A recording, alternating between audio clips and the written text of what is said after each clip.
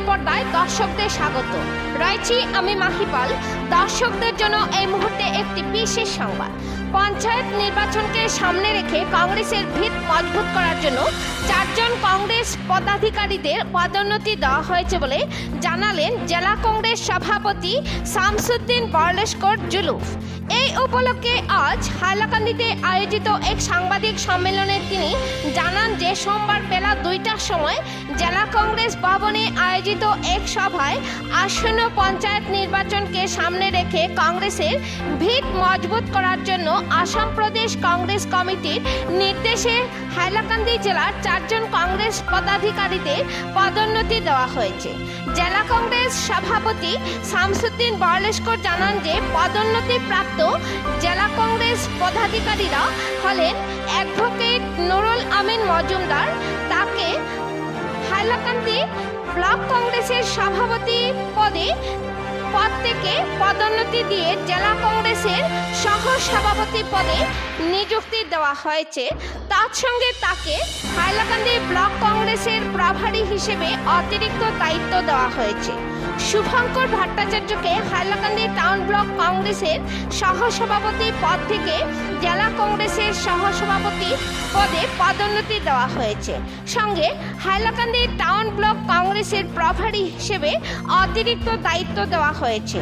মনোরঞ্জন মালাকারকে লালা ব্লক কংগ্রেসের সভাপতি পদ থেকে পদোন্নতি দিয়ে হাইলাকান্দি জেলা কংগ্রেসের সহসভাপতি পদে পদোন্নতি দেওয়া হয়েছে।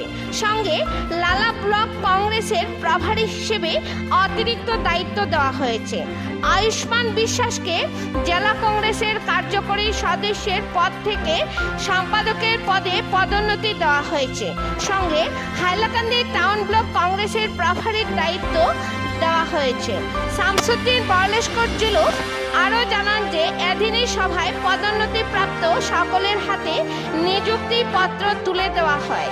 পঞ্চায়েত নির্বাচনকে সামনে রেখে কংগ্রেসের জয়কে সুনিশ্চিত করতে প্রত্যেক ব্লক কংগ্রেস কমিটি এবং বুথ লেভেল কমিটিতে নির্বাচনী প্রচার কমিটি গঠন করা হবে, আর সেই কমিটিগুলো সক্রিয়ভাবে নির্বাচনের প্রচার কার্য চালিয়ে যাবে।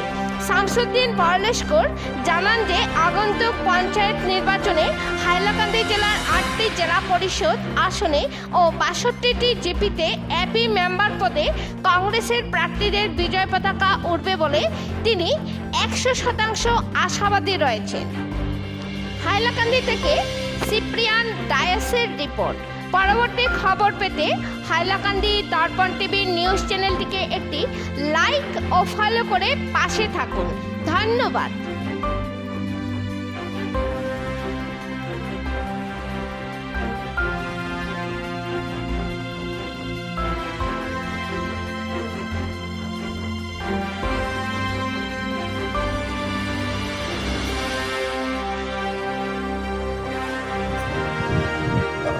জুলুফদা, কালকে যে আপনাদের একটা বৈঠক হলো কংগ্রেসে জেলা কংগ্রেস কার্যালয়ে এবং আপনাদের কয়েকজন কংগ্রেস কর্মীকে পদোন্নতি দেওয়া হয়েছে, এই কাদেরকে পদোন্নতি দেওয়া হয়েছে এবং কোন পদে পদোন্নতি দেওয়া হয়েছে এই বিষয়ে 2-4টি কথার মাধ্যমে আমাদের মিডিয়াকে আপনি অবগত করুন।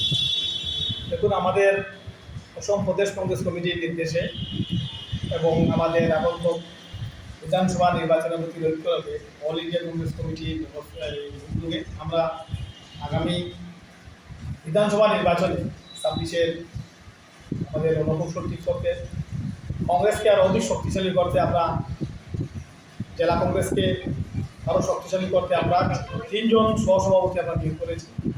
3 জন সহসভাপতির মধ্যে আমাদের 2 জন বিগত আমাদের ব্লক কংগ্রেসের সভাপতি ছিলেন। বিগত যে আমাদের যে কংগ্রেস কমিটি ছিল, যেমন একজন হাইলাকান্দি রুরাল ব্লক কংগ্রেস কমিটির সভাপতি নুরুল আমিন মজুমদার এবং হাইলাকান্দি টাউন ব্লক কংগ্রেস কমিটির প্রেসিডেন্ট শুভঙ্কর ভট্টাচার্য, এই 2 জনকে আমরা পদোন্নতি দিয়ে জেলা কংগ্রেসের সহসভাপতি হিসেবে নিয়োগ করেছি এবং শুভঙ্কর ভট্টাচার্যকে জেলা কংগ্রেসের সহসভাপতির সঙ্গে হাইলাকান্দি টাউন ব্লক কংগ্রেসের ইনচার্জ হিসেবে আমরা নিযুক্তি দিয়েছি এবং তার সঙ্গে আমাদের হাইলাকান্দি রুরাল ব্লক কংগ্রেস নুরুল আমিন মজুমদার সহসভাপতির সঙ্গে আমাদের হাইলাকান্দি নবগঠিত যে পঞ্চায়েতের নবগঠিত যে ব্লক, সেই ব্লক কংগ্রেসের ইনচার্জ হিসেবে আমরা নিযুক্তি দিয়েছি, বাড়তি দায়িত্ব দিয়েছি।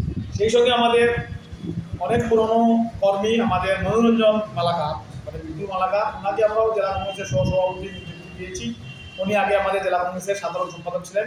ওনাকে আমরা সহসভাপতি নিযুক্তি দিয়ে ওনাকে লালা ব্লক কংগ্রেসের অতিরিক্ত দায়িত্ব দিয়ে আমরা ওনাকে ইনচার্জ করেছি, লালা ব্লক কংগ্রেসের মনোরঞ্জন মালাকারকে। এবং আরেকজন আছে আয়ুষ বিশ্বাসকে আমরা জেলা কংগ্রেসের সম্পাদক করেছি। তার সঙ্গে আমরা হাইলাকান্দি টাউন ব্লক কংগ্রেসের অতিরিক্ত হিসাবে আমরা দায়িত্ব দিয়েছি।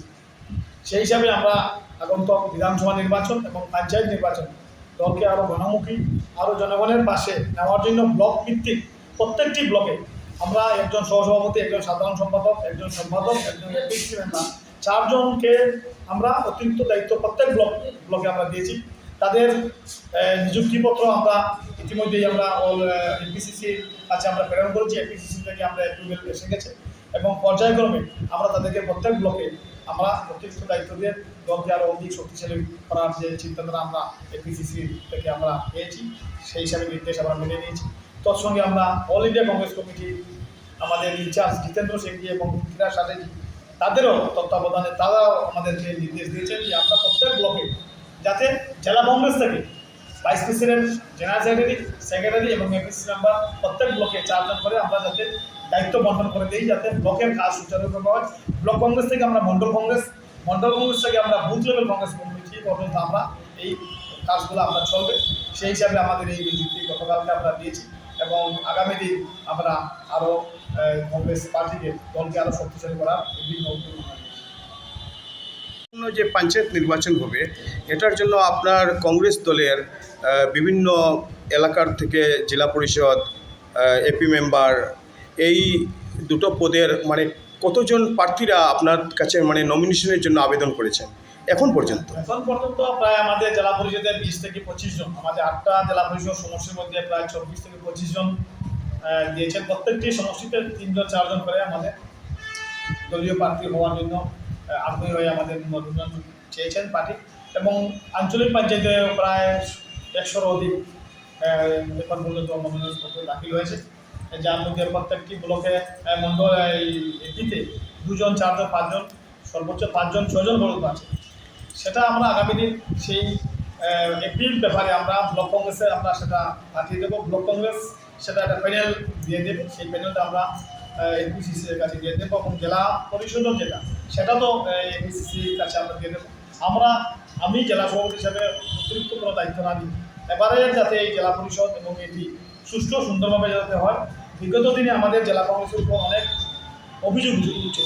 আপনারা নিশ্চয়ই জানেন বিগত 2019 সালের 2018-19 সালের যে পঞ্চায়েত নির্বাচন, সেই নির্বাচনে জেলা কংগ্রেসের উপর যে অভিযোগ উঠেছিল অর্থের লেনদেন এবং সজ্জন পোষণ, এবার যাতে এই অর্থের লেনদেন এবং সজ্জন পোষণ না হয় সেই জন্য আমরা একটি প্রদেশ কংগ্রেস এবং কাছে আমি অনুরোধ করেছি যে সেখান থেকে একটা তদারকি কমিটি এবং আমাদের পার্শ্ববর্তী জেলা আছে আমার করিমগঞ্জ এবং শিলচর, সেই সব অঞ্চল থেকে আমরা এনজিওর মাধ্যমে বা যে কোনো অন্য মানুষের মাধ্যমে আমরা প্রত্যেক জিপিতে আমরা জনসমর্থন যাচাই করে এবার আমরা টিকিট দেবো, যাতে কোনো ধরনের আমাদের অভিযোগ না আসে যে অর্থের মাধ্যমে বা সজ্জন পোষণের মাধ্যমে আমরা টিকিট বন্ধন করেছি।